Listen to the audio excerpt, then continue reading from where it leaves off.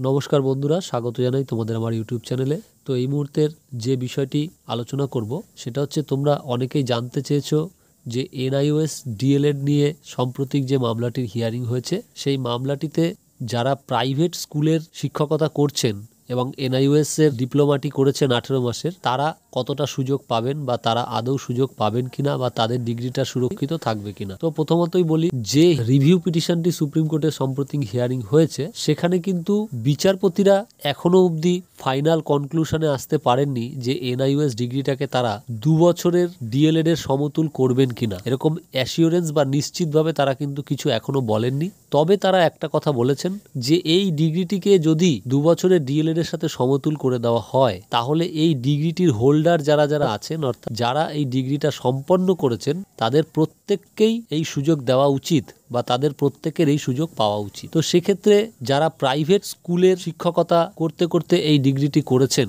তারাও কিন্তু এই সুযোগটা পাবেন যদি এনআইওএস ডিএলএডটাকে 2 বছরের পূর্ণ সময়ের ডিএলএড এর সঙ্গে সমতুল হিসেবে ধরা হয়। কারণ এক যাত্রায় কিন্তু পৃথক ফল হতে পারে না। যদি সরকারি স্কুলের শিক্ষকদের এনআইওএস ডিএলএডটা 2 বছরের সমতুল হয়, আর যদি প্রাইভেট স্কুলের শিক্ষকদের এনআইওএস ডিএলএডটা 2 বছরের ডিএলএড এর সমতুল না হয়, তাহলে কিন্তু এক যাত্রায় পৃথক ফল হয়ে গেল। সেটা কিন্তু হওয়া সম্ভব না। কারণ সুপ্রিম কোর্ট কিন্তু সবসময় সমতার কথা বলে, যে সম কাজে সমবেতন, সমান কাজের যে সমান ট্রেনিং সমান রুল অনুযায়ী হয়েছে, তাহলে একদল তারা অ্যাপ্লাই করতে পারবে ফ্রেশ রিক্রুটমেন্টে, আর একদল পারবে না, এমনটা কিন্তু হওয়া সম্ভব নয়।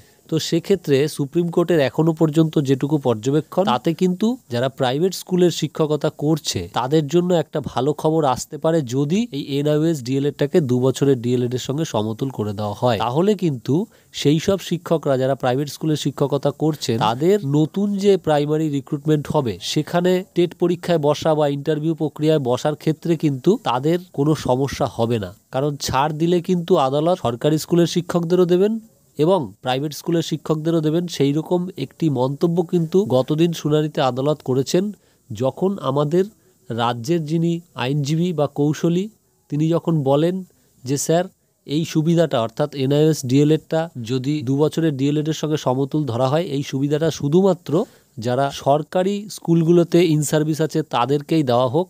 তার কারণ হচ্ছে যে প্রাইভেট স্কুলে কোন স্কুলে কতজন ইন সার্ভিস রয়েছে এবং কারা কারা এই ডিগ্রিটা করেছেন, সেই সম্পূর্ণ ডেটা কিন্তু আমাদের কাছে নেই। তখনই কিন্তু বিচারপতি এর প্রতিবাদ করেন। তিনি বলেন যে কেন আপনাদের কাছে সেই ডেটা নেই? আপনাদের কাছে যদি সেই ডেটা না থাকে, তাহলে কার কাছে থাকবে? আর এই ডেটা যদি আপনাদের কাছে না থাকে, তাহলে তারা এই সুবিধাটা পাবে কি করে? এবং এই সুবিধাটা শুধুমাত্র সরকারি স্কুলের শিক্ষকরাই পাবে, প্রাইভেট স্কুলের শিক্ষকরা পাবে না, এমনটা কেন বলছে? এই ডেটাগুলো যদি না পাওয়া যায়, তাহলে এর ইমপ্লিমেন্টেশনটা কি করে করা যাবে? তো বন্ধুরা, নেক্সট দিন যে হিয়ারিং আছে, সেই হিয়ারিংই সম্ভবত ফাইনাল হিয়ারিং হয়ে যাবে। যারা প্রাইভেট স্কুলে পড়ায় তারা কিন্তু তাকিয়ে আছে, কারণ তাহলে কিন্তু তাদের আর আলাদা করে ডিএলএড করার দরকার হবে না। তাদের যে এনআইওএস থেকে যে ডিএলএড করানো হয়েছে, তার মাধ্যমেই তারা নতুন রিক্রুটমেন্টে অংশগ্রহণ করতে পারবে এবং এর ফলে কিন্তু বহু ক্যান্ডিডেট উপকৃত হবে। সেটা কিন্তু এখনো চূড়ান্ত পর্যায়ে বিচারপতিরা যাননি। তো সামনের দিন দেখা যাক কি হয়। তো সেই বিষয়ে আপডেট তোমাদের অবশ্যই জানাবো বন্ধুরা।